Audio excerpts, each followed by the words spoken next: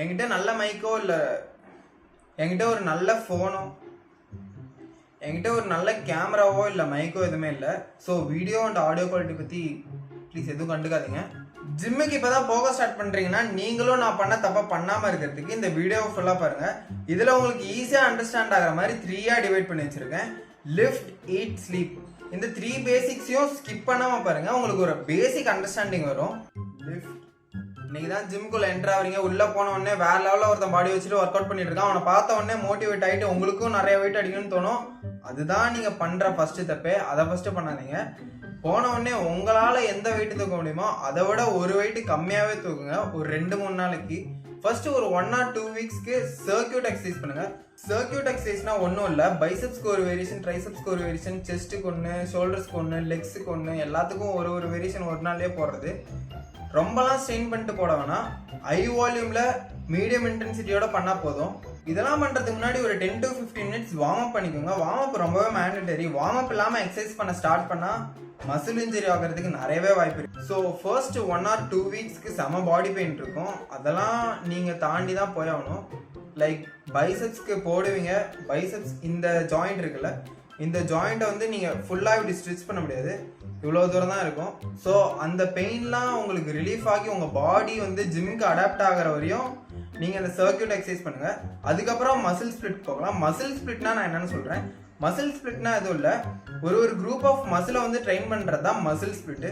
Like இப்போ Monday வந்து chest, triceps, Tuesday வந்து பேக், பைசெப்ஸ், அண்டு வெனஸ்டே வந்து ஷோல்டர் அண்ட் லெக்ஸ். இது மாதிரி போடுறது தான் மசில் ஸ்பிளிட்ஸ். ஸோ மசில் ஸ்பிளிட்னா இதுதான். இதில் ஒரு 4 or 5 months கன்சிஸ்டண்ட்டாக இருக்க ட்ரை பண்ணுங்கள். உங்கள் ஒர்க் அவுட் பிளானை எதுவும் சேஞ்ச் பண்ணாதீங்க. அதுக்கப்புறம் புஷ், புல் லெக்ஸ் அந்த மாதிரி ஒர்க் அவுட் பிளானை சேஞ்ச் பண்ணிக்கலாம். ஃபர்ஸ்ட் ஒரு 5 monthsக்கு அப்புறம் தான் உங்களுக்கு உங்கள் பாடியை பார்த்தே ஒரு டிஃப்ரென்ஸ் தெரியும். எடுத்த ஃபர்ஸ்ட் மந்த்லேயே எந்த டிஃப்ரென்ஸும் தெரியாது. ஸோ உங்களோட ஒர்க் அவுட் பிளானை ஹெவி அண்ட் வால்யூமெட்ரிக் 2ஆக டிவைட் பண்ணிக்கோங்க. First 3 days for heavy, next 3 days for volumetric. Heavy and volumetric என்ன டிஃப்ரென்ஸ்னா, ஹெவினா high weight and low reps, வால்யூமெட்ரிக்னா low weight and high reps. So இதுதான் டிஃப்ரென்ஸு. இதை நீங்கள் ப்ரோக்ரெசிவ் ஓவர்லோட் பண்ணிங்கனாலே உங்களுக்கு மசில் பில்ட் நல்லாயிருக்கும். ஸோ லிஃப்ட் முடிஞ்சிருச்சு. இப்போ ஈட்டு, சாப்பிட்றதுக்கு மட்டும் எவ்வளோ வாங்கி வச்சுருக்கேன் பாருங்கள்.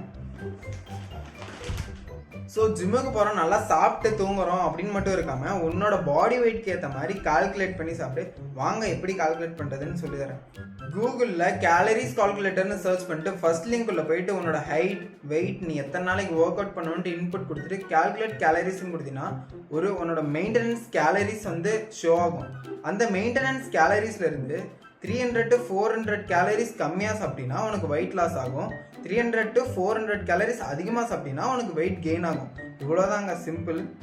அண்ட் ப்ரோட்டீன் எப்படி கால்குலேட் பண்ணால் உன்னோட body weight into 2 grams of protein. Let's say நீ 70 kgs இருக்க, 70 kgs இன்ட்டு 2 grams ஆஃப் ப்ரோட்டீன்னா 140 grams ஆஃப் ப்ரோட்டீன் நீ ஒரு நாளைக்கு கண்டிப்பாக எடுத்தாகணும்.